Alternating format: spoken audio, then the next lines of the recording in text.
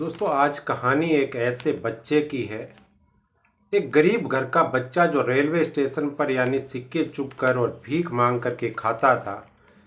5 साल का एक बच्चा जो है भारत से ऑस्ट्रेलिया पहुंच गया, अपने परिवार से बिछुड़ गया था और 25 साल ऑस्ट्रेलिया में रहने के बाद वह कैसे भारत लौटता है और उसकी 25 साल का यानी जो सफ़र कैसा रहा।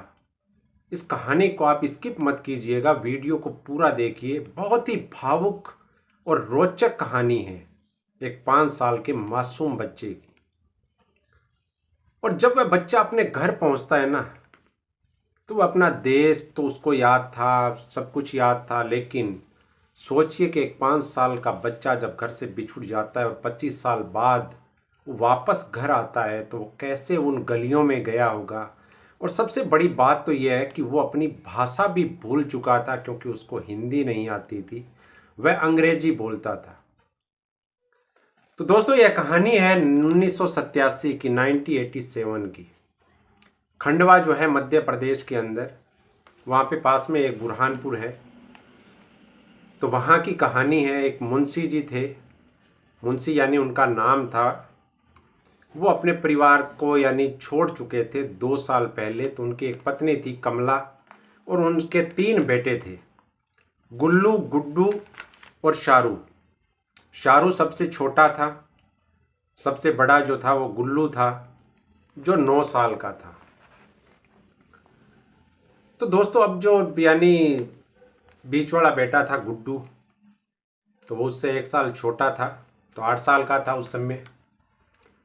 तो वह और शारू जो थे, दोनों भाई जो आपस में यानी बहुत ही अच्छे मित्र थे। यानी दोस्त भाई तो थे ही, लेकिन सबसे अच्छे मित्र भी वही थे। तो इन दोनों की एक ऐसी रोचक कहानी मैं आपको बता रहा हूं। मैं हूं राजकुमार स्वामी। तो एक दिन की बात है दोस्तों, ये 1987 की घटना है। एक दिन ये जो है रेलवे स्टेशन पे गए थे। तो वहाँ पे क्या करते थे, ये रेलवे पटरियों के आसपास में अगर किसी के पैसे गिर जाते थे या कहीं पे इनको कुछ ऐसा मिल जाता था, तो उससे ये अपने परिवार की यानी सहायता कर देते थे, अपनी माँ की, क्योंकि माँ भी थी, एक बहन भी थी। तो ऐसे ही एक दिन ये एक ट्रेन में चढ़ गए थे। तो ट्रेन में इनको काफ़ी टाइम हो गया। तो उसके बाद में क्या, इनको वहाँ पे कुछ नहीं मिला। तो शाहरुख के बड़े भाई जो गुड्डू था, उसने कहा कि अपने एक आगे वाले स्टेशन तक इसी ट्रेन में चलते हैं, क्या पता कोई कुछ अपने को दे भी दे, और या कहीं कुछ कोई किसी का पैसा गिरा हुआ है वो रहे तो वो अपने को मिल जाए। अब एक 8 साल का, एक 5 साल का। तो वो आगे वाले स्टेशन जब जाने लगे तो उसके बीच में क्या हुआ कि शाहरुख को नींद आ गई। तो उसने कहा अपने बड़े भाई से कि जब भी आप वापस यानी स्टेशन आए, आप उतरो तो आप मुझे उतार लेना। लेकिन उस समय दोस्तों कोई किस्मत ऐसी थी उस 5 साल के बच्चे की कि वो आगे वाला स्टेशन भी आ गया, उसको नींद आई हुई थी और वह वहाँ से और भी आगे निकल गया। और उसको जब मज़े की बात देखी कि जब उसकी आंख खुली तो सुबह हो चुकी थी। यानी शाम को वो बैठा था और सुबह हो चुकी थी। फिर उसके बाद में उसने आसपास अपने बड़े भाई गुड्डू को आवाज़ लगाई, लेकिन वहाँ पे गुड्डू नहीं था। और फिर धीरे धीरे जब वो यानी घंटे 2 घंटे बीत गए, वो स्टेशन पर इधर उधर घूमा, तो वापस वो एक दूसरी ट्रेन में चढ़ गया। अब उसे ना तो ये आता पता था कि वो कहाँ पे है, किस स्टेशन पे है, और ना ही उसे यह पता था कि मेरा गांव कौन सा। 5 साल के बच्चे को अपनी माँ का भी नाम याद नहीं था। वह वहाँ पे खूब रोया किया, लेकिन लोगों ने पूछा कि भी कहाँ क्या, वो सिर्फ एक नाम जानता था, अपने जो उसका बड़ा भाई था गुड्डू, क्योंकि उसी के साथ में रहता था हमेशा वो। अब वह वहाँ से यानी उस दूसरी ट्रेन में चढ़ के, अब वो पता नहीं कहाँ जा रही थी ट्रेन, तो वह वहाँ उस ट्रेन में चढ़ गया। ऐसे करते करते 3 दिन बीत गए, भूखा प्यासा वो। यानी तीसरे दिन वो क्या होता है, कोलकाता पहुंच जाता है किसी ट्रेन में। उसको पता नहीं वो कहाँ जा रहा है, वो तो सिर्फ ट्रेन में बैठ रहा था। वहाँ से वो कोलकाता पहुंच गया। अब जब कोलकाता जब वो 3 दिन बाद में पहुंचा, तो वहाँ पे शाम का समय था। तो एक पड़ोस में कोई रेलवे स्टेशन के पास में, हमारे भारत में बहुत सी झुग्गियाँ होती है, तो वहीं से कोई शख्स आया और उसको अपने साथ में यानी ले गया। बोला कि चलो मैं आपको अपने घर छोड़ दूंगा। अब एक 5 साल का मासूम बच्चा उसकी बातों में आ गया और वह उसकी झुग्गी में चला गया। तो वहाँ पे क्या है, एक आदमी और आ जाता है। तो वो आकर के उस बच्चे के साथ में थोड़ी सी गलत हरकत करता है। तो वह समझ जाता है उस समय कि भाई क्या सही हो रहा था और क्या गलत हो रहा था। तो वह जो है कहीं से भी कैसे भी वहाँ से भाग निकलता है। जब वह भागता भागता कोलकाता की सड़कों पर चल रहा था रात के समय, 10-11 बज गए उसको, तो वहीं पे कोई एक यानी अच्छे इंसान भी मिल जाते हैं। कहते हैं कि दुनिया में हर जगह बुरे इंसान नहीं होते हैं, अच्छे इंसान भी होते हैं। तो वह उसको मिल जाता है। तो वह उसको नज़दीकी पुलिस थाने पे लेके जाता है और ये बोलता है कि मुझे एक बच्चा मिला है। तो पुलिस वाले क्या होते हैं, भी छोटा बच्चा था, नाम पता पूछता है, वह सिर्फ गुड्डू के अलावा कुछ नहीं बताता। तो पुलिस वाले उसको पास के एक नज़दीकी जो चाइल्ड केयर सेंटर था, तो वहाँ पर वह उसको भेज देते हैं। अब चाइल्ड केयर सेंटर में वो 4-5 दिन रहते हैं। उसके बाद में उसको क्या है भाई, कुछ पता ही नहीं उसको गांव का नाम पता नहीं, कहाँ का रहने वाला है, सिर्फ अपने भाई के नाम के सिवाय। उसके बाद में जो उसके जो चाइल्ड केयर सेंटर के जो यानी थे मैनेजर, उन्होंने उसको यानी जो एडॉप्शन सेंटर होता है जहाँ पे बच्चों को गोद लेने वगैरह की जो प्रक्रिया होती है, तो वहाँ पर उसको यानी वो ट्रांसफ़र कर देते हैं। जब वह वहाँ पर शाहरुख ट्रांसफ़र हो जाता है तो 10-15 दिन वह वहीं रहता है। रोता जरूर है, लेकिन उसको अच्छे कपड़े मिले, अच्छा खाने को मिला, तो वह धीरे धीरे कुछ भूल भी जाता है, भूलने की कोशिश करता है। तो ऐसे करते करते यानी 1 महीने बाद में क्या है, एक दिन मैनेजर आता है और मैनेजर आके उसको यह बोलता है कि बेटा आपका ये जो है नया परिवार है। और नया परिवार में यानी वह देखता है कि 2 गोरे, एक जेंट्स था एक लेडीज थी, वह उसको यानी गोद लेने के लिए वहाँ पे आते हैं। और दोस्तों यह फैमिली थी ऑस्ट्रेलिया की, उनके बच्चा नहीं हो रहा था तो वो एक बच्चे को गोद लेना चाहते थे। और उस समय हमारे देश में ऐसी प्रक्रिया थी कि यानी विदेशी जो थे वो भी उस बच्चे को गोद ले सकते थे। तो वह पहले तो यानी उनको देखता है, फिर उसको चॉकलेट वगैरह देते हैं, तो वह खुश हो जाता है एकदम। और उसके बाद में पहली बार शाहरुख जो है यानी फ्लाइट में बैठता है और फ्लाइट में भारत से ऑस्ट्रेलिया पहुंच जाता है। तो दोस्तों वह ऑस्ट्रेलिया पहुंच जाता है और वो माता पिता जो उसके जो थे केयर टेकर यानी माता पिता, बहुत ही अच्छे इंसान थे और अपने बेटे की तरह उसको प्यार देते हैं, उसको वो सब कुछ देते हैं। क्योंकि वो भी बड़ी फैमिली से बिलोंग करते थे, ऐसा नहीं था, उनका खुद का बिजनेस था वहाँ पे ऑस्ट्रेलिया में। तो उसकी इतनी सार संभाल वो करते हैं जैसे अपने बेटे की भी कोई नहीं करता होगा। तो धीरे धीरे वह बड़ा हो जाता है और बड़ा होने के बाद में यानी हाई स्कूल वो पास कर लेता है। हाई स्कूल पास करने के बाद में वह अपने माता पिता को यानी जो उनकी जो बिजनेस था उसमें भी वह हाथ बंटाने का काम कर लेता है, उनको हाथ बंटाता है, वेबसाइट पर वह काम करता है। तो उसके एक यानी गर्लफ्रेंड भी थी। तो जब वह 2009 की बात है दोस्तों, यानी 1987 के बाद में 2009 में 22 साल बाद यानी भारत से जाने के 22 साल बाद उसको याद आती है अपने घर की, कि कैसे भी करके मैं अपने घर वालों को ढूंढ लूं। वह अपने माता पिता जो ऑस्ट्रेलिया के उसके माता पिता थे वह उनको यह नहीं बताता है।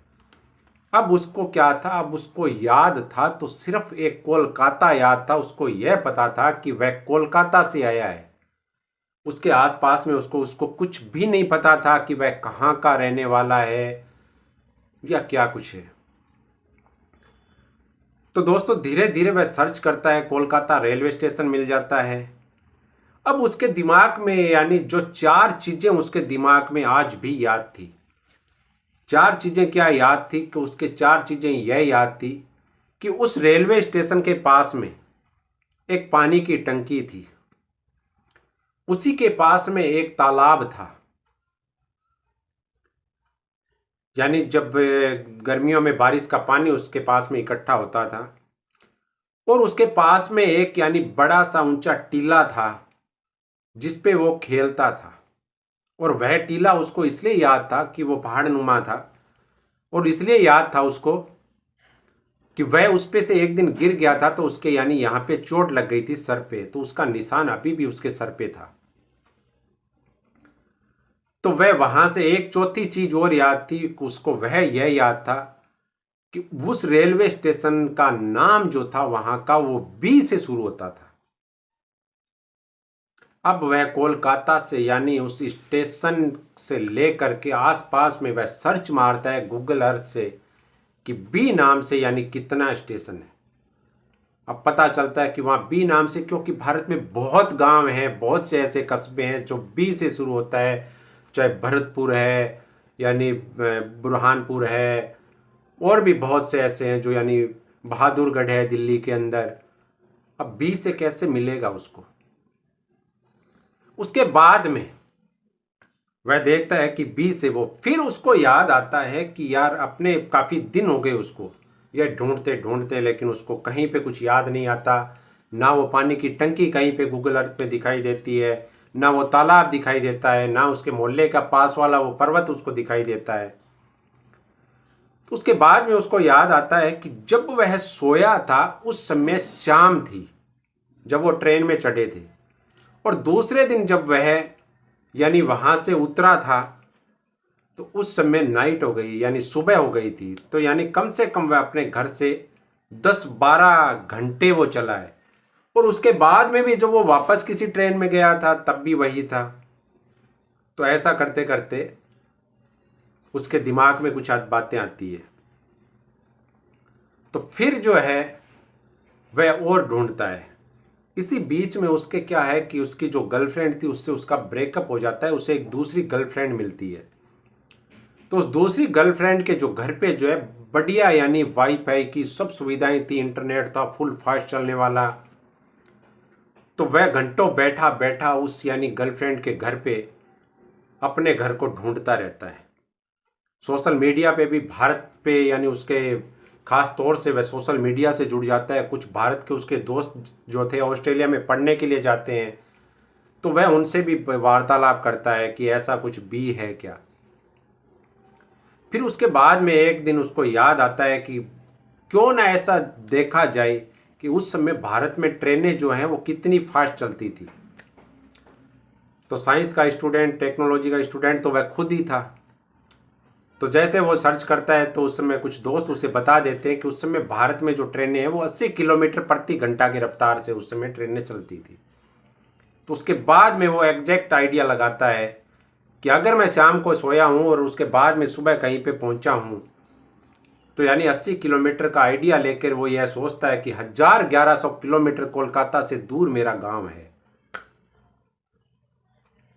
अब उसको दोस्तों ऐसा करते करते 3 साल बीत गए। 2009 की बात है, 2012 में वो चला यानी 12 तक वो उसको वो पहुंच जाता है, फिर भी कुछ पता नहीं। उसके बाद में उसके कुछ दोस्त हैं, वो ये बताते हैं कि यानी आपके आसपास वो रेलवे स्टेशन का नाम उसको पता चल जाता है। बी से वो सर्च यानी पूरा बी से वो देखना चालू कर देता है कि बी पे कहाँ कहाँ कौन कौन से रेलवे स्टेशन है। तो उसके एक बार एक दिमाग में आ जाता है बुरहानपुर। अब वो थोड़ा उसके दिमाग में था कि शायद यही हो सकता है। जब वह गूगल पे उसको सर्च मारता है बुरहानपुर, और गूगल अर्थ से उसके आसपास में जब वो सर्च मारता है तो उसके पास में उसको वो पानी की टंकी दिखाई देती है, जो एक यानी कोई फैक्ट्री थी, उस फैक्ट्री के अंदर लगी हुई थी। तो उसके आसपास उसको तालाब भी दिखाई देता है। अब उसे यह नहीं पता कि बुरहानपुर है कहाँ पे भारत में। तो वह सोशल मीडिया पे भारत के अपने दोस्तों से पूछता है कि ये बुरहानपुर कहाँ पे आता है। तो उसके बाद में उसे पता चलता है कि ये मध्य प्रदेश के खंडवा का ही एक स्टेशन है। तो बुरहानपुर जब वो उसके बाद में उसके दोस्त उसे बताते हैं कि यह बुरहानपुर है यहाँ पे, तो उसके बाद वो गूगल यानी अर्थ से जितना भी वो सर्च करता है उसको यानी वो टंकी भी दिखाई देती है, सब कुछ उसको पता चल जाता है। उसके बाद में वह अपने दोस्तों को एक नाम और उसके यानी दिमाग में था कि बुरहानपुर में भी एक छोटा सा कोई कस्बा था रेलवे स्टेशन के पास में, जो अपने मोहल्ला जो कहते हैं। तो वह उसको याद था थोड़ा सा कि जी पे उसका नाम है, लोग उसको बोलते थे मोहल्ले को कभी जी पे नाम है। तो उसे याद था कि शायद कोई गुणेश तली ऐसा कोई स्थान है क्या। तो कुछ दिन बाद में उसका एक दोस्त जो सोशल मीडिया का होता है वो उसको यानी मैसेज करता है कि वो गुणेश तुली नहीं, वो गणेश तलाई है, और वह बुरहानपुर रेलवे स्टेशन से 2-1 किलोमीटर के लगभग दूर है गणेश तलाई। अब वह जो है पूरा उस पर सर्च करता है, सब कुछ उसको वहाँ पे गणेश तलाई जब वो सर्च करता है बुरहानपुर में, उसके बाद उसके पूरी कहानी समझ में आ जाती है। और यह उसके बाद वह अपनी मातृभूमि, अपने जो रियल के जो माता पिता, अपने परिवार है, उनको ढूंढने के लिए 10 फरवरी 2012 को वह भारत की टिकट बनवा लेता है, भारत पहुंच जाता है। वह दिल्ली रेलवे स्टेशन पहुंचता है और वहां से पर्सनल गाड़ी करके वो खंडवा जाता है, खंडवा से बुरहानपुर पहुंच जाता है। अब दोस्तों वह बुरहानपुर जहां पहुंचा था, अभी कहानी और रोचक हो जाती है। वह बुरहानपुर वहां पे पहुंचता है, रेलवे स्टेशन पहुंचता है। रेलवे स्टेशन से थोड़ा आगे वह देखता है कि वहीं पर एक पानी की टंकी भी है, और पानी की टंकी थोड़ा सा इधर चलता है तो एक तालाब भी दिखाई देता है।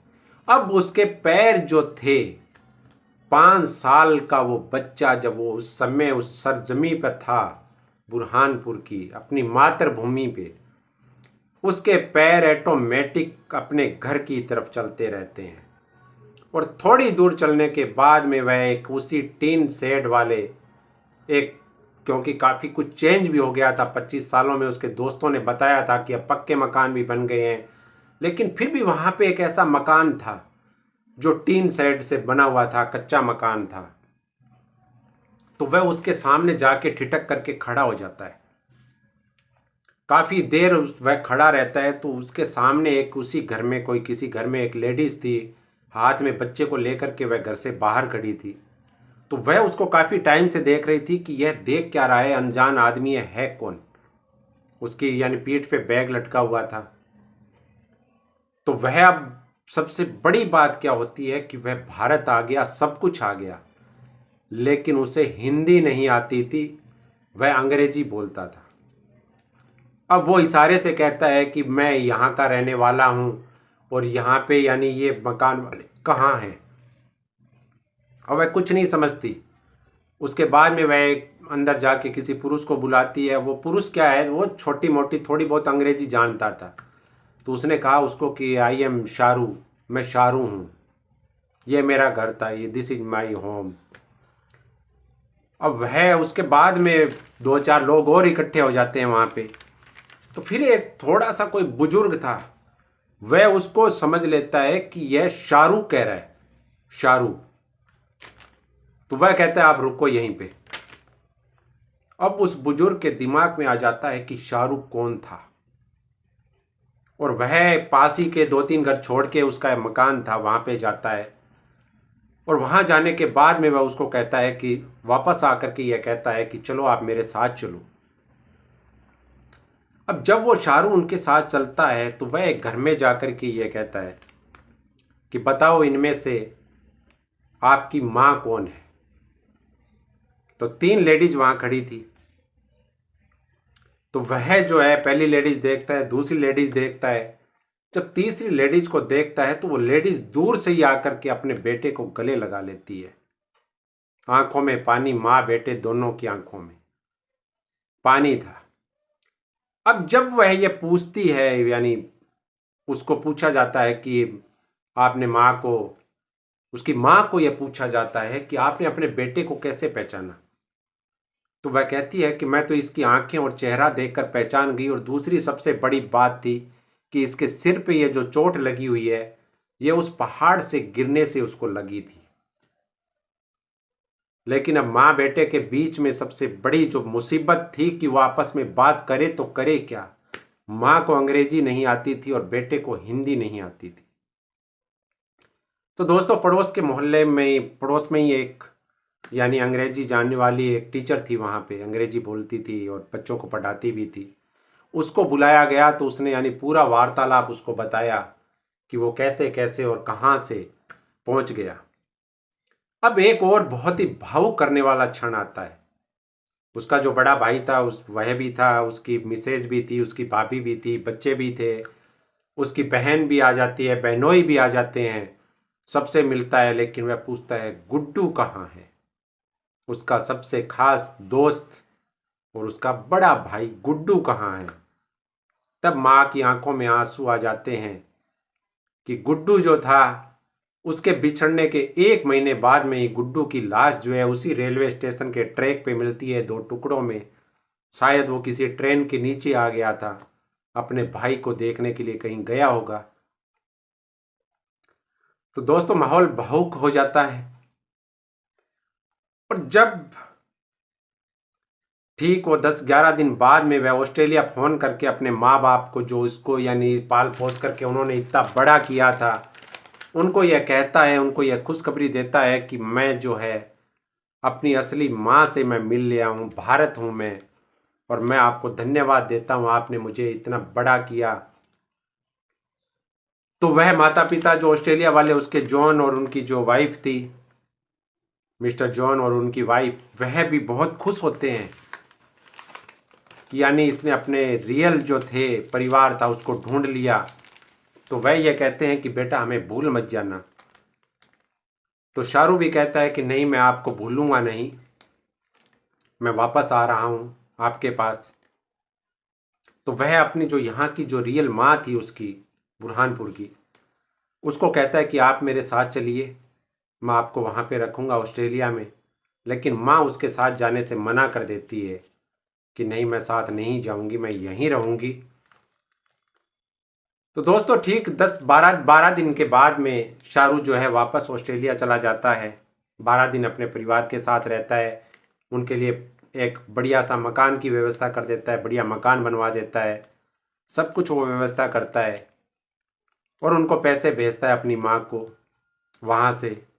और वहाँ पर ऑस्ट्रेलिया में अभी भी वो ऑस्ट्रेलिया में रह रहा है और यहाँ पर अपने परिवार के लिए वो समय समय पर सब कुछ करता रहता है। तो दोस्तों यह थी आज की कहानी, कैसी लगी आपको ज़रूर बताएंगे कमेंट बॉक्स में। और जिस किसी ने भी मेरा चैनल सब्सक्राइब नहीं किया है वो चैनल को सब्सक्राइब ज़रूर करें। कल फिर कोई नई कहानी लेकर के आएंगे। जय हिंद, जय भारत।